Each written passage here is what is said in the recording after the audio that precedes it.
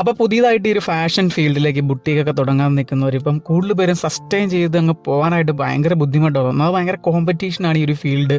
അതിൻ്റെ ഒരു റീസൺ എന്ന് വെച്ചാൽ ഇപ്പം ഈ ഒരു ഫാസ്റ്റ് ഫാഷൻ വന്നേ പിന്നെ എല്ലാവരും അതിൻ്റെ പുറകെയാണ്. കാരണം ഓൺലൈൻ ഒരു നമുക്ക് ഭയങ്കര ചീപ്പ് റേറ്റിൽ ഒക്കെ സിന്തറ്റിക് ഫാബ്രിക്കൊക്കെ നമുക്ക് അവൈലബിൾ ആണ്. കാണാനൊക്കെ ഭയങ്കര അട്രാക്റ്റീവ് ആയിരിക്കും. പക്ഷേ അതിൻ്റെ ഒരു ക്വാളിറ്റി എന്താണെന്ന് നമ്മൾ മനസ്സിലാക്കുന്നില്ല.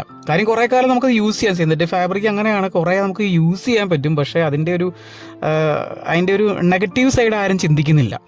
അപ്പം ഈ പുതിയതായിട്ട് തുടങ്ങണവരെന്ന് വെച്ചാൽ നിങ്ങൾ ഹാർഡ് വർക്ക് ചെയ്തിട്ട് നല്ല ക്വാളിറ്റിയിലുള്ള വർക്ക് കസ്റ്റമേഴ്സിന് കൊടുക്കുക.